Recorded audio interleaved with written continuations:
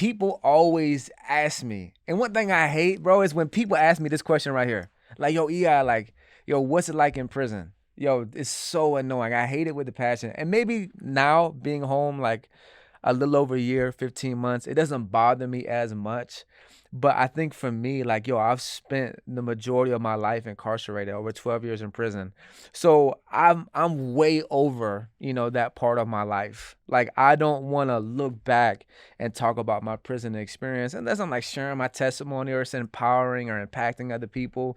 But for people who are just like curious and like, want to know what prison life is like, if they're like unsure if they could survive, it's just annoying. And I'm just like, yo, it's like, go watch like, 90 Days In or whatever it is on like TV. Like, I don't even got to entertain that. But for you as the viewer, man, I'm gonna go ahead and give you an inside look. I'm gonna go ahead and answer that question for you, man. But rather than looking at it from a huge, broad lens of like, yo, what's it like in prison? What's it like in the county jail? What's it like being incarcerated? I'm just gonna briefly specify and hone in on just one reality, and that's, yo, listen, what's the first day like in prison?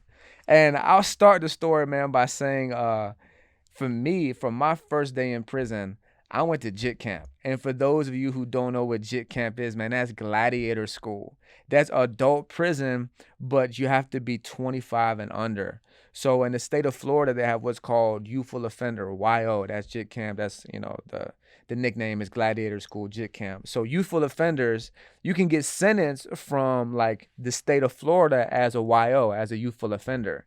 And normally that comes with some type of stipulation of the amount of time that you get.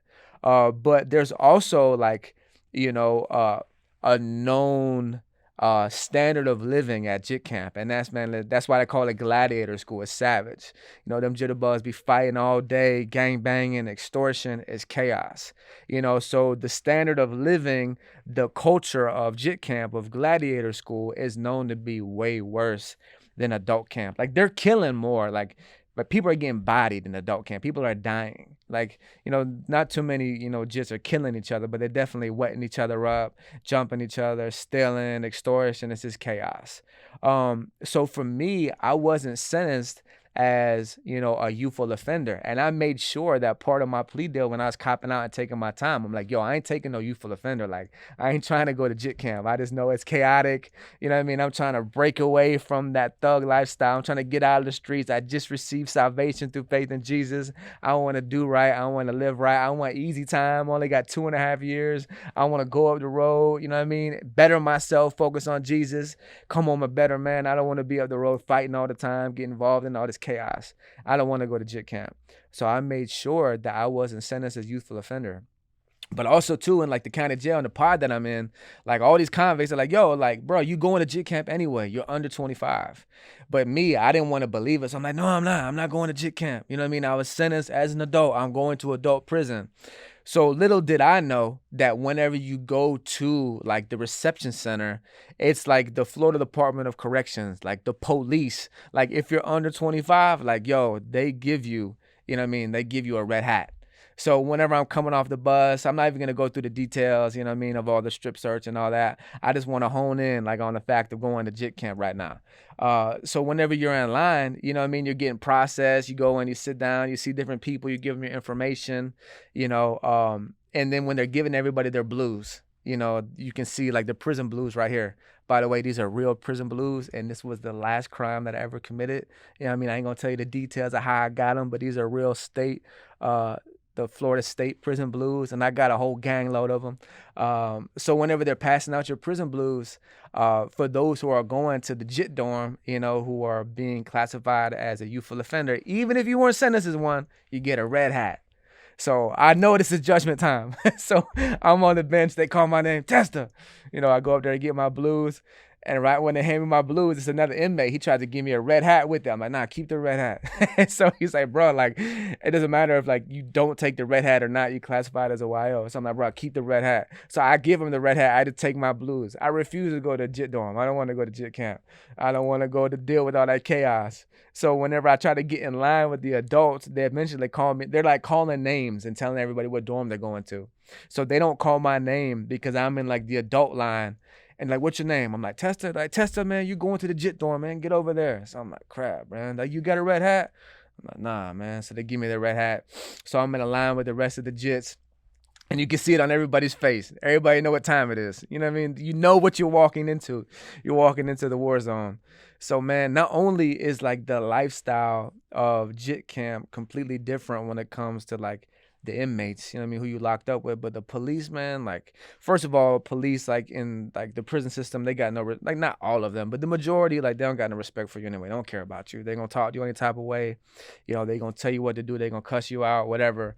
But it's a custom of like the police with JITs. Oh man, they cussing you out, they slapping you, they make you do PT, which is personal training, like every morning, you know what I mean? So like all the time, man, they're like making the whole line as like, you gotta march back and forth to chow. So man, it's just degrading, you know, at all times. So while we're marching, you know, to chow, and then we're marching to the JIT dorm, like we're all out, you know, waiting in line, you know, right in front of the JIT dorm. And you can just hear all the JITs inside the dorm.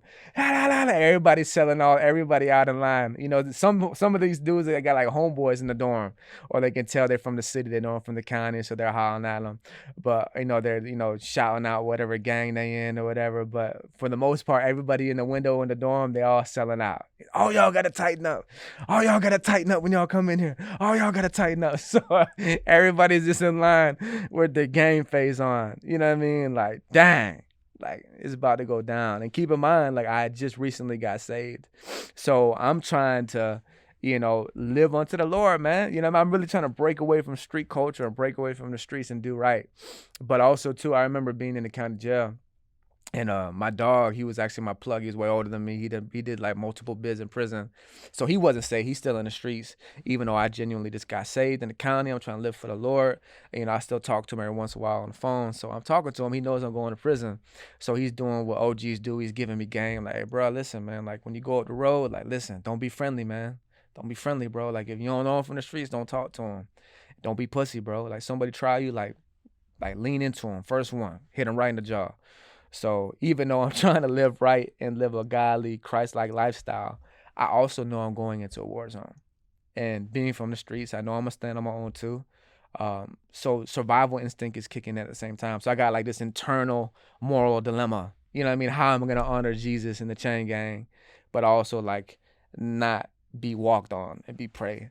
So all this is going through my mind. And man, listen, I want to say a side note, bro. I mean, don't get me wrong. I can't speak for the next man, but for myself, I'm just going to keep it a buck. Was I scared my first day in prison? Of course. You know what I mean? Of course.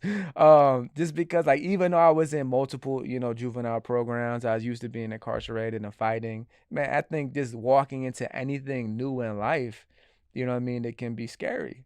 You know, and especially whenever you going into like JIT camp and, you know, like you hear all the war stories about, you know what I mean, everybody getting jumped, especially I ain't never gang bang, you know, me coming up, like I never wanted to gang bang. I thought like it was more like macho, it was more real to stand on your own too. So I wasn't banging. But I knew like if you were in prison you didn't bang, like you was really in for it. You're really gonna have to fight all the time and you're just pretty much by yourself. So yeah, I knew I was up against, man. So yeah, I was scared, definitely. You know what I mean? Definitely scared, you know, but my best to keep my unit on my face, mugging, you know what I mean? To where nobody could see fear, but you could definitely like look in the line. You could see those who are ready, you know what I mean? Some people, they up for it. They probably wasn't scared. They was ready to rock because they still on that. They still living that lifestyle. But for me, I'm not, but I'm going to handle mine regardless. And then you see other guys who are terrified. You can just see it all on their face. They're absolutely shocked, terrified. So I remember whenever I went into the bay, you know, they got 3 bays, you know what I mean? So it was a big dorm, and, you know, in the dorm, they got 3 different wings. They got like bay 1, bay 2, and bay 3, and each bay is based upon age. You know what I mean? They got like 18 and under, they got like, you know, 19 to 21, they got like 21 to 25. So I'm only 18, but like all the bays are full, and they don't go based upon age anyway. They'll just put you wherever. So I go like in bay 3, which is like the where the biggest JITs are, like the grown JITs, you know, 21 to 25. So it's countdown during this time. So whenever they put us in the bay, they walk us, so they tell us what cells we're in. We go up there, you see everybody on the window, like mugging you, looking crazy. So you know what I mean. So you got to go in there with a unit on your face too. You mugging everybody, looking around. You can't be looking around, looking scared. So I go in there with my cellie, and we're talking. He's cool. And I remember I used to always hear war stories like in the county jail about getting hit with a lock and a sock or like a canteen bag. So we're in there. He's only been in there for a couple of days, and he's just telling me how it went, how it is in there and like the rules and what to expect, So we're just chopping it up, and I'm asking him questions. I remember one of the first questions I asked, like, "Yo, people really be getting hit like with locks and socks and all that?" He's like, I haven't seen it yet, but I heard about it. So yeah. So cut to the chase. First day in prison. Who gets hit with a lock and a sock? Me. with a lock in a canteen bag. So they pop the doors. We had already ate chow, so everyone goes down to the day room, and it's pretty much like a custom. Like your first day in the dorm, your first day in prison, like you can't be in a room. Like you got to show face. You got to go out, mingle around. You know what I mean? Because if you just stuck in a room, like looks like you scared. You know what I mean? You got to go out there and show face. So I go down, in the day room, and I'm sitting down, and they got this jit. So keep in mind, the majority of everybody in this, like this is reception center, so everybody's going to their permanent prison, their permanent camp. But there's some people who are getting transferred to other prisons, so they've been in prison for a while already. So there's one jit in there, and he's already been in prison for some time, I think maybe a year or so. So he's like bay checking the dorm. He like got the TV off, and he's walking around raving and ranting, screaming, just yelling at people. He just calling everybody out. He just bay checking the dorm, just flexing his nuts, just because he was at Brevard, which is like the worst prison in the state of Florida for jits at that time. And I forget what he's hooting and hollering about, but he just bay checking the dorm is like shut the TV off, and he's addressing the whole dorm, just like selling out. He's gang affiliated, so him and all his brothers got everybody like on silent. So in my mind, I'm sitting down on the bench. Everybody's listening to this dude raving and ranting. Most of the people are scared, you know what I mean? They haven't been in prison at all, so like, what's going on? So in my mind, I'm like, this is the dude that's gonna try me. So in my mind, I already made up, I'm gonna lean into this dude if he tries me. I'm gonna knock him out. And he's way bigger than me. I'm only like, this time I was 18, I'm probably only like 5'6". I mean, maybe like 125. Small, skinny white boy. But I'm from the streets. That's so dope. I fought my whole life. Super aggressive. I used to love to fight. Keep in mind, I want to live right for Jesus. I want to honor Christ in my life now. I'm a young baby Christian, but I'm still in survival mode. So in my mind, I'm like, yo, he tries me, I'm taking off on him. So I'm like, in my mind, I'm like, try me. I'm just waiting for. I'm like in my mind, I know he's gonna try me. So, anyways, he's raving and ranting, yelling at everybody. He doesn't try me. He goes back, I guess, to the bench and sits down. But I guess he sends one of his hitters. He sends one of his homies at me, and his homie's at my size because he was way bigger than me. So his homie pulls up on me when I'm sitting on the bench, and he's standing up over me. He's like, "Hey, just slide." So I didn't know he meant like slide by like break off in a room and fight. I thought he meant like slide over on the bench to sit down. So I'm like, all right. So I scoot over so he could sit down. He's like, nah, Jit, like tighten up. So I don't even know what tighten up means. He wants to fight. So I guess I'm just like blow with how he's approaching me. So I'm like, man, what you mean? And he said, man, fight, man. Fight, Jit. Fight. You and me. So I'm like, yeah. So I don't even think about it. I just get up and I just take off on him. I punch him square in the jaw, drop him. So now I drop him. Now I'm the one that's up, hooting and hollering. I'm like, who want to try me? So I'm screaming, cussing, fighting. And I don't know that, like, that's a prison no-no. That's like crashing out. You don't ever, like, fight in the open day room to where, like, police can see you. You know what I mean? So in my mind, I don't know this because I'm green. I'm thinking I did the right thing because the first person who tried me, I took off on him. So I drop him immediately. I lean in, I'm drop him. So I'm like, I don't care, man. I'm about that. So I'm the one up, yelling and cussing. So I guess when they pull his homie back, he gets up. So I'm like, what's up? You want to fight? Just get it. This fight, just get it. So I guess when they pulled him back, they handed him a lock in a canteen bag, and I didn't see it. So I'm like, just run it, man. You want to fight? Come on, just run it. So I didn't see him hand him a lock in the canteen bag. So when I square up with him in the middle of the day room, he pulls out this lock in the canteen bag. He flings it. I weave it. He comes back down again. I put my hands up, hit my hand, hit him again. Police come running out. They slam us both on the way to confinement. So my first day in prison, and keep in mind, let me clarify, that was not the proper prison convict approach of convict. That's officially known as like crashing. Like crashing is known as like fighting openly. Like in prison, it's like a no-no to fight openly. You fight in a cell, you know what I mean? You fight in the cut, you fight in the bathroom, you fight away from the police so the police can see you. The only time people crash out is one of two reasons. One, they're checking in. Like checking in means like they want to go to confinement. They're trying to get off the compound.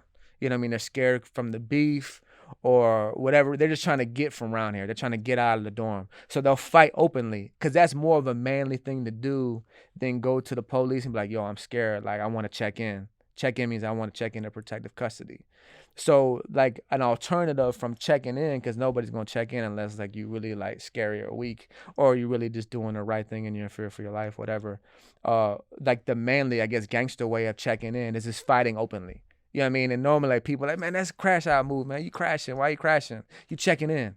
So I didn't know that because I'm green at the time. I just thought I was doing the right thing by trying to set an example of this dude of telling me to fight. I took off on him in front of everybody, dropped him. He put out a lock. He didn't even hit me when I blocked it, and I still took off on him to the police. Slammed us. We both went to confinement. So I thought I was doing the right thing by taking off on him, but no, actuality, I was crashing out. So my first day in prison, I ended up in confinement, and I was hit with a lock in a canteen bag. I'm going to go in more detail later on in episodes explaining about what JIT camp is, my first night in confinement, and a whole bunch of other stories. But I just want to lean in to the reality of being in prison for the first day. And that's just a brief snapshot of my experience of my first day in prison in that JIT camp at that. So for you as a viewer, man, people always say like, man, what should you expect your first day in prison? Yo, your first day in prison, yo, expect one thing. Someone's gonna